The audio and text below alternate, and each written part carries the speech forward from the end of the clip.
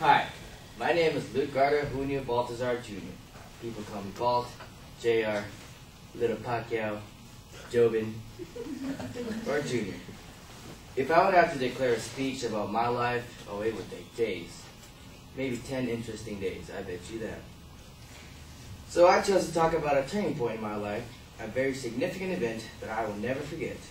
It was the last Friday of my senior year. It was the pep rally day, and I was selected to host it. I was so stoked, and of course, happy, and certainly very anxious. Friday came, and a couple more hours until lunch, and I was going to host the very last pep rally of the school year. Suddenly, at exactly 8:32 in the morning, my sister called me from work. She told me, "Hey, don't call mom. Tell mom that I'm okay. Tell her don't send an ambulance. I'm fine, I'm at work." I said, "All right." So I waited until after class, but I called my mom. But right before I called my mom, my sister's boyfriend called me, and he said, "Dude, your sister's in the life support. She has brain hemorrhage. I don't know what it is. Come to the hospital now." So I sat down in the middle of the quad in front of my finger, said, "Stay away from me." Searched it on my phone, brain hemorrhage. It was a stroke. My sister's 24 years old. I didn't know what to do. I just broke down. I ran to my car. Oh my gosh, I feel. I ran to my car, and I started crying. I didn't know what to do. I just drove in the freeways. It was in Orange, California, St. Joseph's. I was just shaking, driving, and I was just asking God myself, like, why? Why did it happen to my sister? Why can it could happen to me, but not my sister?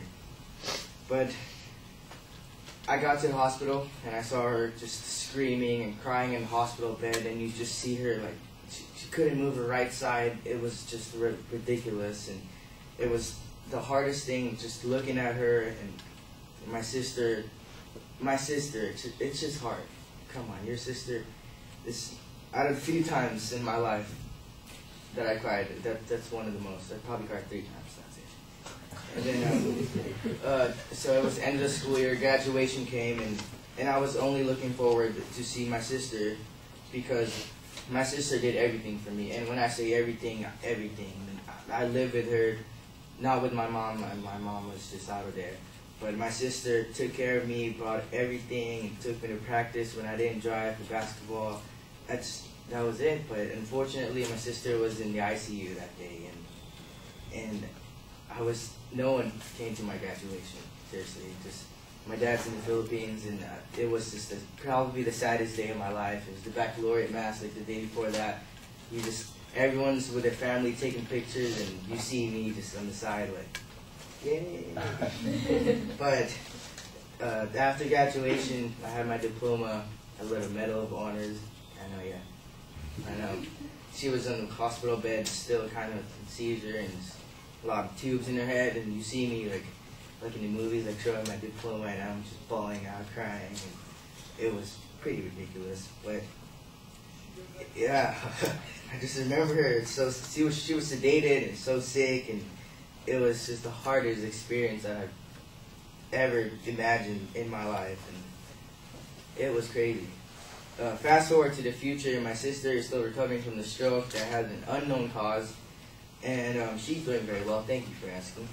And the bottom line is, God is awesome, and He saved my family from so much more agony that it could have happened, or it could have happened while she was driving to work, or it happened right when she got to work. And she lived right next to the hospital. She was working right next to the hospital, and God is awesome, and He's still here watching us. Even if you have a different God, if you believe in something else, just know that someone's watching you, and someone will take care of you and guide you. And lastly, if someone throws lemons at you, cherish it, because you never know what you have until it's gone. Thank you. That is it.